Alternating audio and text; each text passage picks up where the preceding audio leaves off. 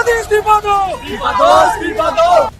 दोस्तों, लोकतंत्र में जायज हक मांगना अब गुनाह बन चुका है। जंतर मंतर पर अपने हक, निष्पक्ष परीक्षा और बेहतर शिक्षा व्यवस्था की मांग कर रहे युवाओं पर जिस तरह लाठियां और आंसू गैस के गोले बरसाए गए हैं, उसने देश की आत्मा को झकझोर कर रख दिया है।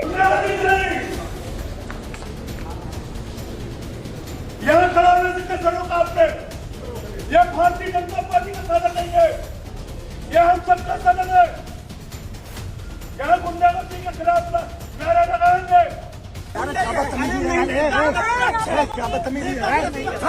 क्या बदतमीजी है? दिमाग खराब है क्या? दिमाग खराब है क्या?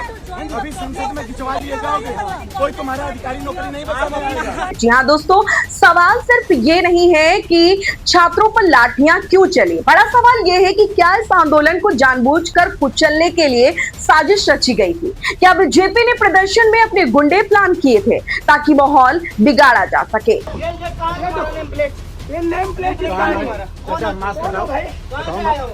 हमसे बदतमीजी नहीं, बदतमीजी नहीं। मास्क हटाओ, मास्क हटाओ, मास्क हटाओ, मास्क हटाओ। एक पवन है, एक कांस्टेबल है, बताओ जी, कर रहे हो ना? गुलाम हो? जनता के टैक्स के पैसे पे वेतन मिलता है ना? अमित शाह से पैसा मिलता है, अमित शाह के गुलाम हो। आंदोलन की अगुवाई कर रहे अभिजीत दिपके का सीधा और सनसनीखेज आरोप है कि पुलिस की वर्दी की आड़ में और बाहर से बीजेपी के गुंडे भेजे गए थे। उन्होंने साफ कहा है कि पुलिस अफसरों ने ही उन्हें पहले अलर्ट किया था कि शांतिपूर्ण प्रदर्शन को हिंसा में बदलने का प्लान है।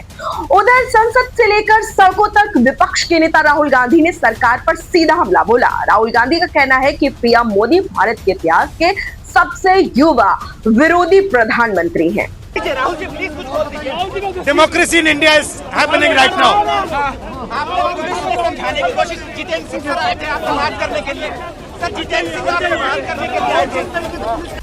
152 से ज्यादा पेपर लीक हो चुके हैं, 7 करोड़ से ज्यादा छात्र पीड़ित हैं, लेकिन एक भी दोषी को सजा नहीं मिलती। सजा मिलती है तो सिर्फ मेहनत करने वाले निर्दोष छात्रों को, जिन पर लाठियां चलाई जाती।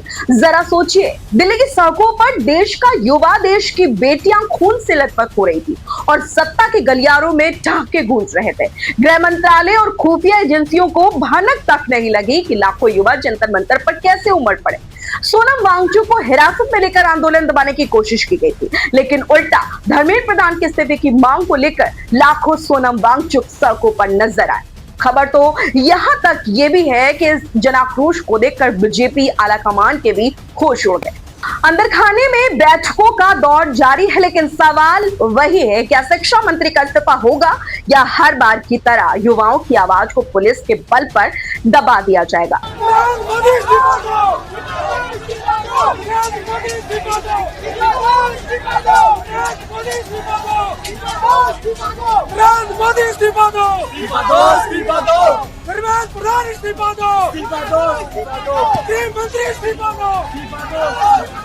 इतिहास अगर हम पलटे हैं तो विदेशी लुटेरों ने मंदिर लूटे थे, विश्वविद्यालय तोड़े थे, आंदोलनकारियों को प्रताड़ित किया था।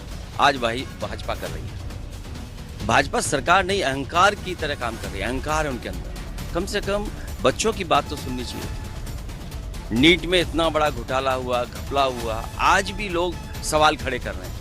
तो कैसी सरकार है? क्या यही अमृतकाल है? जंतर मंतर से उठी यह आग अब सिर्फ दिल्ली तक सीमित नहीं।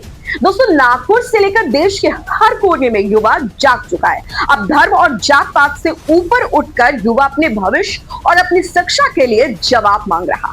दोस्तों, क्या आपको लगता है कि जंतर मंतर पर युवाओं के साथ जो कुछ भी हुआ वो सही था? क्या शिक्षा मंत्री धर्मेंद्र प्रधान को तुरंत नैतिक जिम्मेदारी लेते हुए इस्तीफा देना चाहिए? अपनी राय हमें कमेंट बॉक्स में जरूर बताएं। वीडियो को शेयर करें और सत्ता के इस रवैये पर अपनी आवाज बुलंद करें। जय हिंद।